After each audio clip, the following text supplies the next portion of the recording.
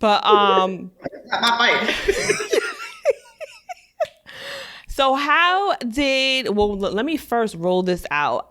When we had our private conversation, I knew instantly when you introduced yourself and you were telling me about yourself, I said, oh, she went to an HBCU. Oh, how could you tell? Is that because I said that, or you No, could you tell? told me. I told you. Yeah, Okay, when okay, you yeah, were talking about, you were giving me your background. And so when you were okay. saying that you went to Howard University, you didn't say HBCU, you said you went to Howard U. I was like, oh yeah, she getting this topic right here. How did HBCU shape you as a black woman? But I was like, let me not get so gun ho. Maybe she's a little sharp in another area. Let me give her a chance, because I'm real quick with like, all right, that's it right there. I'm like, let me get out this mind frame. But I was like, I didn't meet any other black person that went to a HBCU, and I really want to talk about this topic. I know one girl says she wants to go to get like her PhD, but I don't feel like it's going to be the same. Only because when you're in your 20s, that's like such a prominent and pivotal year. And when you're like in your 30s, it's kind of hard to kind of just shift your mind or kind of just go in a new habit. But I mean, I'll still accept it, but I just feel like going to an HBCU as an undergrad, which we'll get into, it's just, I don't know. I know for me, man, I come from Piscataway, New Jersey, which is, I'm going to say it's a very diverse. There's a lot of Indians, whites, Asians. Like there's definitely a melting pot. I know my parents said they definitely wanted me to experience a melting pot, because my sister, she was the only black person in there. So they didn't want that for me. But when I stated like, I'm going to go to an HBCU, I want to be in a school of all blacks.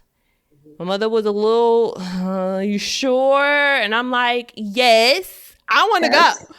Right. She was very hesitant. She thought I would turn out like a different way. She did not really have like a good light of an HBCU. She didn't go to college, but that's okay. What does that mean? What does that mean when you say a different way? Just that. So she was brought up at Newark, New Jersey, Weequahic College. So she sees all black schools as just kind of just being a little bit unorganized. I'm using her words too. It's just being unorganized, late, a bad represent. She didn't want to have like a bad representation, because she wanted her kids to excel in the world versus how my father and my mother was. So she's paying for it. Like she wants her kids to be, moving forward. So she wanted the best. And listen here, I proved her wrong. Okay. But, All right. Right. I stuck with I want to go to an HBCU. I actually originally wanted to go to North Carolina A&T. They didn't want me to go so far because you said why? No, I said, all right. Oh, okay. I wanted to go there, but they said that it was too far. Because, when you are applying for colleges, I was under the age of 18 when you had the deadline. So they have to sign off on it. So they didn't sign off on the schools that were like too far away. Maryland was a nice 3 hours away. So they will be able to get there within a hot skip away. Because, I told you, if you don't tell me something, I'm going to go a little, I'm going to wander.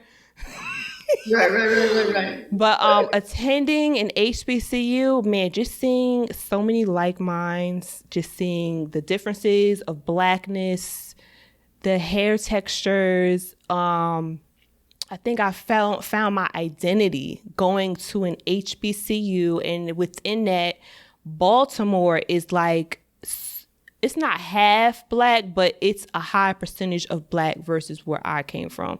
So me being in the culture of Baltimore City, and I actually had an apartment in Baltimore City. So I was really like in the blackness of blackness. That's how I felt. And I just felt like I found my identity living in Baltimore, going to a black school. I cut my hair all off while going to college. I had a short pixie haircut, but just shaving my hair all off and was like, this is me. This is what I want, not what society deems as a woman. I love it.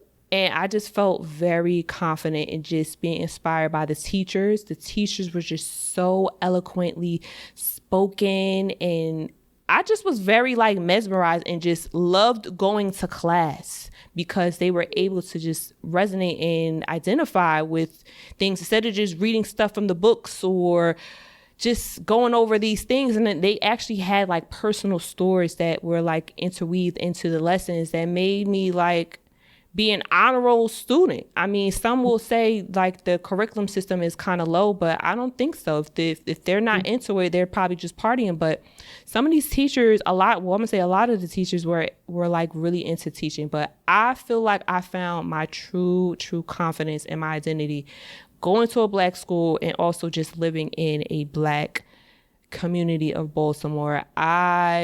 Child, when I came back the first semester, my parents was just like, who is this child?